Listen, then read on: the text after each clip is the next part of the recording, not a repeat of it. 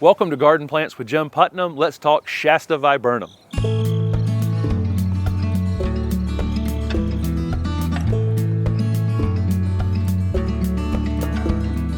This is Viburnum plicatum Shasta, a really beautiful texture-rich foliage plant that grows in this layered habit. It's deciduous, it loses its leaves during the winter time, but even in the winter time it has kind of a weeping, very flat habit. You'll see it grows in kind of layers as it comes up, and then it presents the flowers right on top of those individual layers.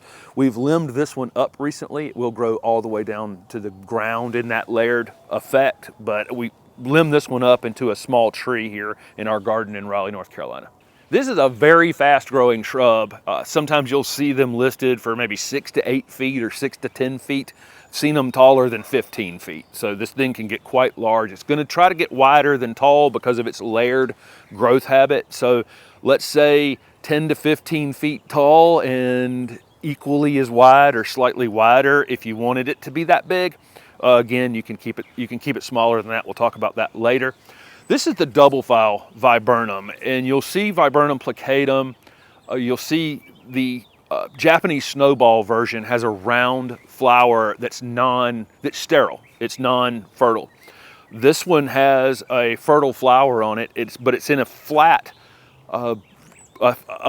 group rather than a round than a round ball. I think these end up flowering slightly longer, you know, in the landscape than the Japanese snowball viburnum. These, because they are fertile, become a red fruit that eventually turns black, and the birds absolutely love them. This Viburnum plicatum is hardy in zone 5 to 8.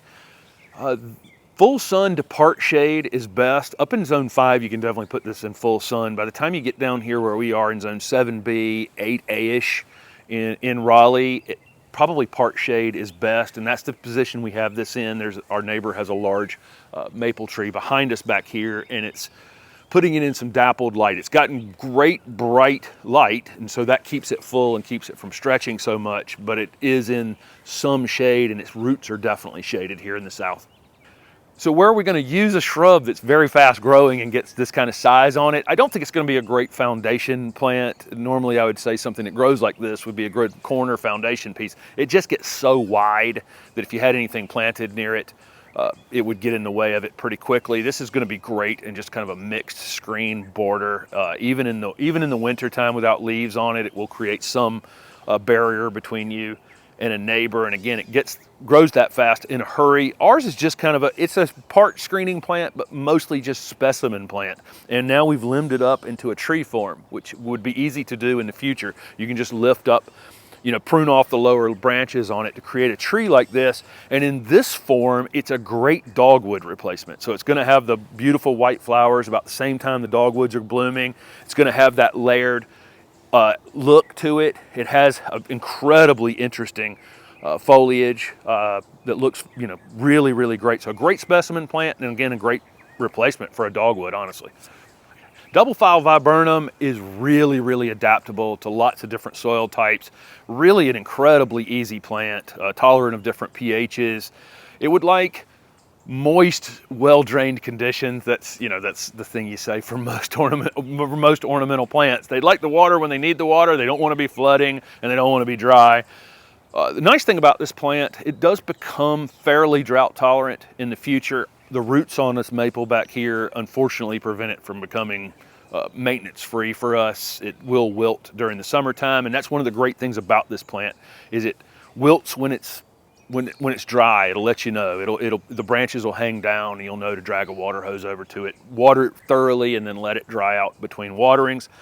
If the foliage stays in good shape throughout the summer, it actually has great fall color. It has kind of a maroonish fall color. Sometimes down here in the south, the plants that are supposed to have good fall color, Japanese maples is an example of that, can sometimes just be a little tattered and worn out from the heat by the end of the summer, and they don't have great fall color. But again, if it stays in good shape, and certainly those of you in more northern areas, it does show off in the fall as well as during the growing season. You can prune these after they flower, but I will tell you that if you prune them severely, this is a plant that kind of has to almost reset 2 years before it blooms heavily again. It'll have some flowers that next year, but it will not bloom as heavily after a severe pruning. But just kind of moderate pruning is fine. And this thing will get a crazy branch on it. It has this, you know, that layered branching, and one of them will just stick out 3 foot further than anything else. You take that off whenever. Don't stress about that. If it needs to come off, it needs to come off, no problem.